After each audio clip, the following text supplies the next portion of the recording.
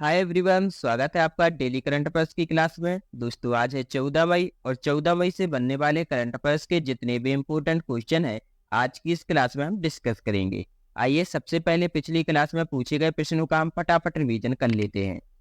7 मई 2025 को भारत द्वारा पाकिस्तान में आतंकी शिविरों को निशाना बनाकर शुरू किए गए सेना अभियान का क्या नाम है? तो उसका नाम है ऑपरेशन सिंदूर।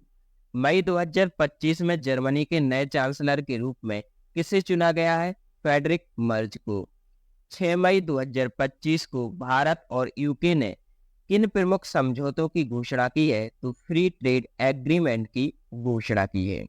नीट यूजी 2025 के दौरान यूआईडीएआई ने उम्मीदवार की पहचान सत्यापित करने के लिए किस बायोमेट्रिक विधि का परीक्षण किया? तो आधार आधारित चेहरा प्रमाणीकरण। भारत का पहला artificial intelligent AI data centre पर किस राज्य में स्थित है? छत्तीसगढ़। एंथनी अल्बानीज को किस देश के प्रधानमंत्री के रूप में पुनः चुना गया है? तो ऑस्ट्रेलिया। हाल ही में किस देश ने भारत को मास्टर ट्रेनिंग पार्टनर के रूप में घोषित किया? यूएई। हाल ही में किस भारतीय राज्य ने स्मार्ट शिक्षा योजना को लॉन्च किया है? तो राजस्थान। और हाल ही में किस देश ने अपनी नई ग्रीन एग्रीकल्चर पॉलिसी की घोषणा की है? तो जर्मनी ने। आइए दोस्तों, नजर डालते हैं आज के पहले प्रश्न पर। प्रधानमंत्री सूक्ष्म खाद्य प्रसंस्करण उद्यम औपचारिकरण योजना के कार्यान्वयन में किस राज्य ने प्रथम स्थान प्राप्त किया है? तो इस योजना के कार्यान्वयन में प्रथम स्थान प्राप्त किया गया है बिहार के द्वारा। यह जो योजना है, यह योजना 29 जून कब 29 जून 2020 में शुरू की गई थी। कब शुरू की गई थी? 29 जून 2020 में यह योजना शुरू की गई थी। हाल ही में उद्योग मंत्री ने 2024-25 में इस योजना के मामले में बिहार को प्रथम स्थान प्रदान किया है। क्यों? क्योंकि इसने छोटे खाद्य प्रसंस्करण व्यवसायों को बढ़ावा देने में सफलता प्राप्त की है। यहाँ पर क्वेश्चन नंबर फर्स्ट का बी ऑप्शन सही रहेगा। हाल ही में 10वां अंतर्राष्ट्रीय व्यापार मेला कहाँ आयोजित किया गया है? तो 10वां अंतर्राष्ट्रीय व्यापार मेला यह नेपाल में आयोजित किया जा रहा है।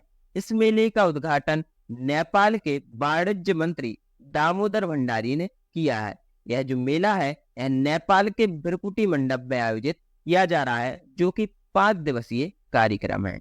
इतना 5 दिवसीय कार्यक्रम है। यहाँ पर क्वेश्चन नंबर सेकंड का बी ऑप्शन सही रहेगा। कौन सा भारतीय राज्य दक्षिण एशियाई फुटबॉल महासंघ अंडर 19 फुटबॉल चैंपियनशिप 2025 का मेजबान है? तो इसका सही आंसर जाएगा ए के साथ अरुणाचल प्रदेश। यह जो आयोजन है, यह 10 मई को स्टार्ट हो चुका है, जो कि 18 मई 2025 तक चलेगा। 10 मई 2025 से 18 मई 2025 तक यह जो फुटबॉल चैंपियनशिप 2025 है, इसकी मेजबानी अरुणाचल प्रदेश के द्वारा की जाएगी। इसमें कुल 6 देश शामिल हैं। कितने देश? 6 देश। ग्रुप ए में है बांग्लादेश, भूटान, मालदीव, और ग्रुप बी में है भारत, श्रीलंका और नेपाल। यहाँ पर क्वेश्चन नंबर थर्ड का ए ऑप्शन सही रहेगा। नाजी जर्मनी पर विजय की 80वीं वर्षगांठ के अवसर पर किस देश में विजय दिवस परेड का आयोजन किया गया? तो यह किया गया है रूस में। कहां पर? रूस में यह आयोजन किया गया। भारत की ओर से इसमें रक्षा राज्य मंत्री कौन? रक्षा राज्य मंत्री संजय सेठ। रक्षा राज्य मंत्री संजय सेठ ने भारत की ओर से इस कार्यक्रम में भाग लिया। पहले इस कार्यक्रम में प्रधानमंत्री मोदी जी जाने वाले थे, लेकिन पहलगाम आतंकी हमले के बाद वो उस सिचुएशन में बिजी हो गए और उसके बाद वो नहीं जा पाए।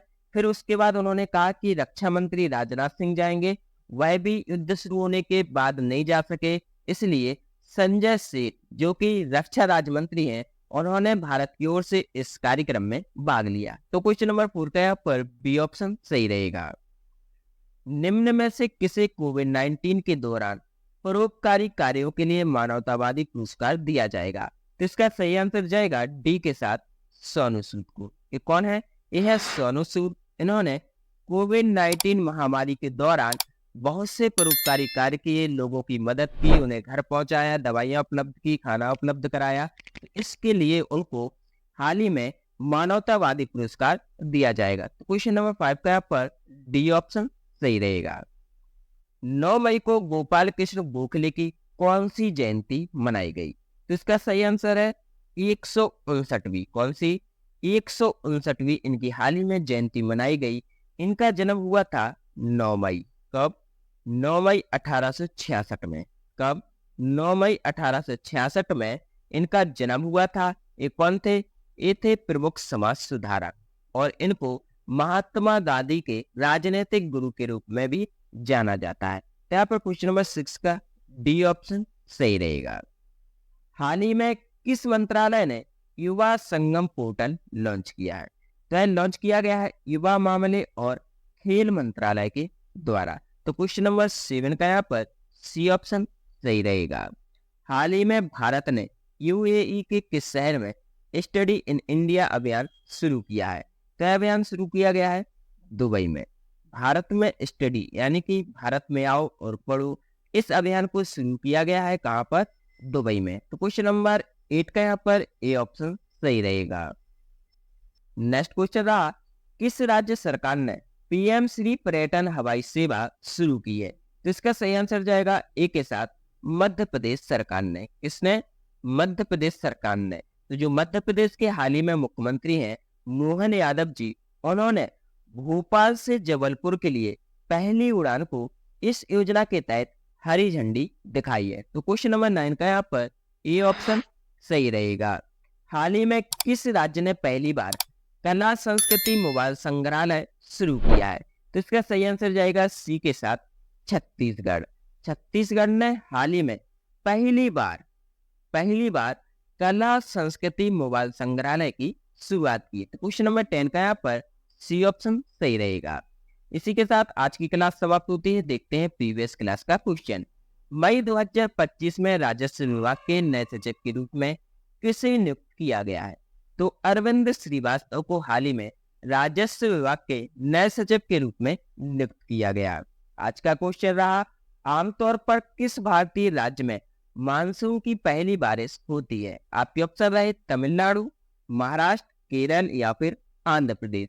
इसका सही आंसर आप सब लोग कमेंट बॉक्स में जरूर बताएं। इस क्लास की फ्री पीडीएफ के लिए आप हमारे टेलीग्राम चैनल से जुड़ सकते हैं, जिसका लिंक डिस्क्रिप्शन बॉक्स में दिया गया है।